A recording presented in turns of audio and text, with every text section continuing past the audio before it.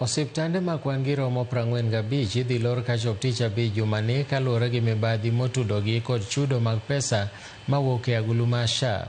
Maeri oyangi gi jatend migawo mar thieth Aden Duale, ma bende oyango ni listino mar SHA osegolo ewi chudo ma osechwal ne osiptande ma adieri maonge chudo moro amora mathenge. Kaka Judith Omondi leronwa, Duale okoni pod nitiere dwaro kata kwayo mag chudo ma nengogi romo siling bilion 7.6 mar dwe mar aboro ma pod girango ka mago mosewit oko to romo bilion 10.6. Osebedo liet kowuok kuom jopiny, jochiw thieth, riwruoge mag ute thieth nyaka e mbui. Liet mane ochakore bang' listi mar chudo mar SHA ne ute thieth nyiedhore e lela. Migawo mar thieth osebedo ka oling' kamach bebni, mak mana ni kawuono giwuok oko mar duoko moko kuom penjo ma osebedo. Jatend migawo mar thieth Aden Duale owito oko ma wachore ni ne gichulo ute thieth ma ok tiye listi mar chudo manyicha olandore e mbui.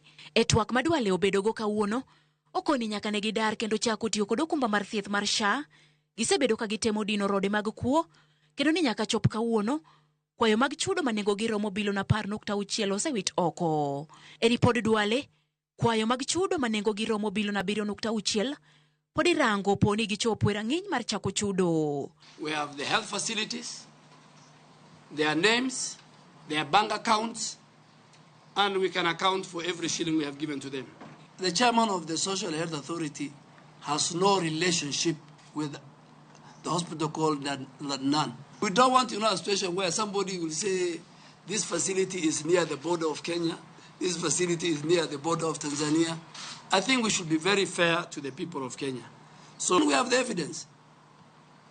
So the people out there who are making noise, tell them we have evidence for you. Ute thieth bende kama oriwo mag piny owacho, mag ji giwegi kod mag kanisni bende oseketi rameny kod ma osego marufuku kod tiyo kod okumba mar thieth mar SHA, kama oriwo Kotiende Medical Center manie kaunti ma Homa Bay, Kotiende omien kod chuogo bok mag thieth ka gitiyo kod laktar achiel e gosei ne jotuo duto otieno kod odiochieng'. In Kotiende Medical Center in Homa Bay, fabricated clinical documents with a single person signing off for both day and night shifts over consecutive days, which to us is humanly impossible. We have facilities where health workers, employees of that facility, themselves were patients.